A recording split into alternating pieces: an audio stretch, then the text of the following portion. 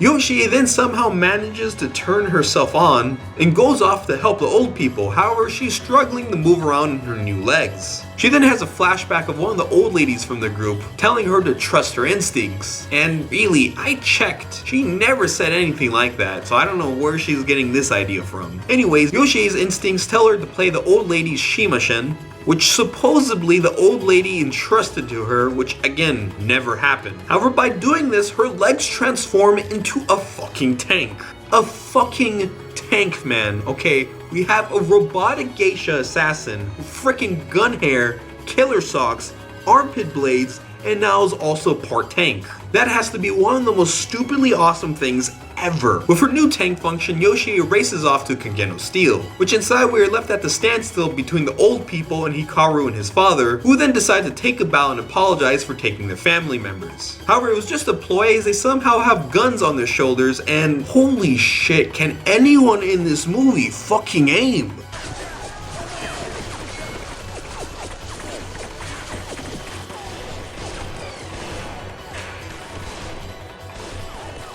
However, shit's about to get epic here as Kageno Steel's castle turns into a giant fucking robot and sets off to Mount Fuji, where the robot castle will blow it up with a powerful missile inside its chest. However, while Hikaru's father explains this to the remaining old people, this guy right here decides to say fuck it and shoots him with his knee gun. Okay, hold on, I'm not even going to get into the whole knee gun thing, but you mean to tell me this guy just couldn't shoot him earlier before all this shit happened? However, we cut back to the castle robot destroying buildings, which are somehow bleeding. Like, I'm not even bullshitting here. The robot smashes buildings and they just gush out tons of blood. Finally, Yoshie arrives to the scene and tries to stop the castle robot. However, the robot decides instead of smashing Yoshie like it did to this poor lady, it's just going to stick out its hand full of 10 guns while they have a shootout with Yoshie. Inside the robot, the old people are trying to get themselves out and are being surrounded by assassin geishas. However, this guy, who I'm just going to call the knee gun geezer, shooting every geisha that crosses his path, despite the fact that they may or may not be part of his family that were brainwashed by Kageno Steel, which sort of defeats the whole purpose of this group. However, the scene that follows is just hilarious.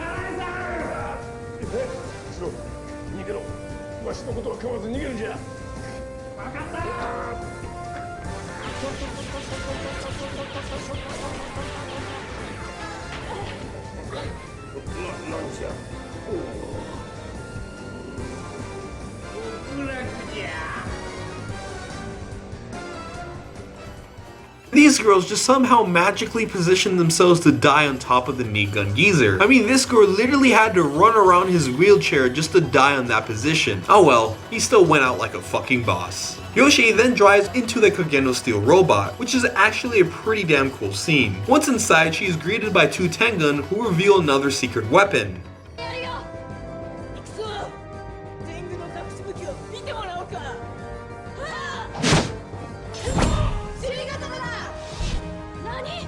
Yes, Yoshie, what indeed? After telling the Tengun they're in a shameful position, Yoshie reveals that she has her very own butt sword, somehow. And we then get a butt sword duel, which I guess is what it would look like if two beasts started fighting each other. We then get one of the most fucked up family reunions ever.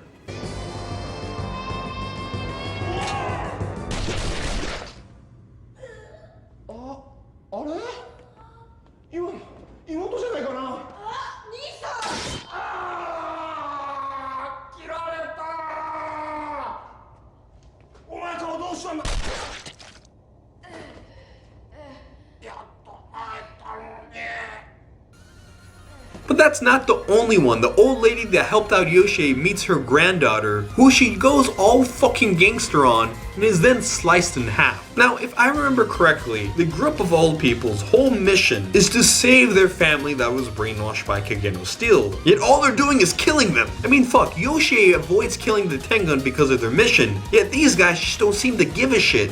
Anyways, Yoshie works her way up to Kage no Steel, while the Kage no Steel robot walks up Mount Fuji. We then see Hikaru, who's connected to some weird shit that allows him to control the robot, and for some reason he has Christmas lights wrapped around him for some reason. Yoshie tries talking sense to Hikaru, however that doesn't work, and Yoshie's newly upgraded sister with no memory from her past is revealed. However, that doesn't stop Yoshie from trying to make her remember. Yoshie's sister gives her one hell of an ass whooping.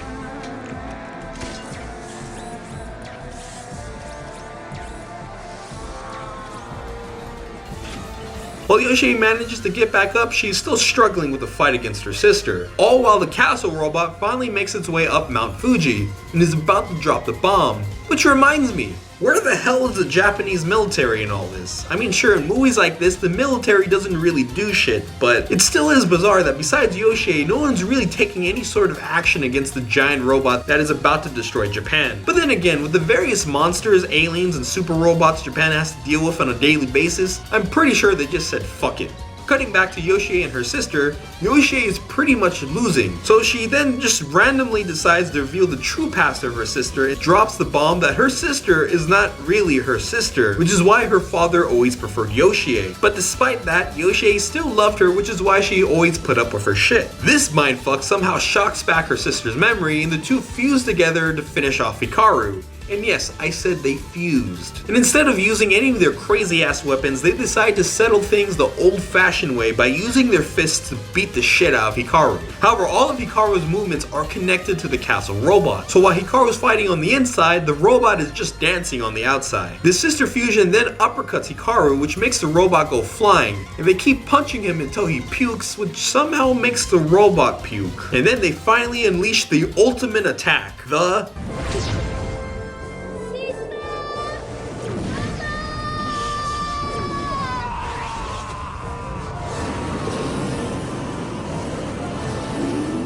which pretty much finished things off. But Hikaru's reaction to the pain is just hilarious.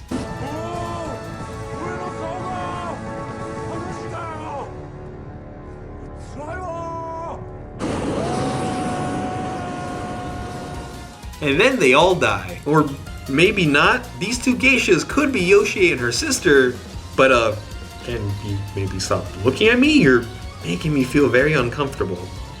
Can we wrap this up? Okay, alright, it's over. So that was RoboGeisha. Now I'm not gonna lie, it was a fun movie, and I did get my fun B-movie action. However, there's a lot of things in this movie that are way too fucking weird. Also, regarding the ending, anything left on the Tengun castle should have gone back to normal once Hikaru was defeated, yet everyone dies when the castle blows up. So in a way, despite the world being saved, no one really wins. And now that I think about it, I have no idea where the hell the opening scene could have taken place in this movie, since by the time Yoshie discovered the evil Kage no Steel, she was already on her way to help the old people. So when did she have time to fight these Tengun? Looking back, this movie reminded me awfully a lot of something Go Nagai would make, just with no nudity or demons. Which I guess isn't too surprising, as the director of this movie is a huge fan of Go Nagai, even directing a live-action adaptation of one of his series being The Delinquent in Drag. And has actually stated interest on doing a live-action Devilman movie, since he, as well as everyone else that's a Devilman fan, hated the original live-action film. Speaking of Go Nagai, we're going to take a break from movies in this segment, and we're going to go back to weird manga, with Go Nagai's classic Cutie Honey. While Cutie Honey is indeed an iconic series, as well as one of my personal favorite anime series, the original manga for it is pretty damn crappy, and of course filled with a bunch of what the fuck. So I'll see you guys next time, and as always, I hope you guys enjoyed this video. I am MrFalconPunch 996. Like, comment, subscribe, and if you haven't done any of that yet, you will be Falcon punched in the face, so you better do it, and I'll see you guys next time.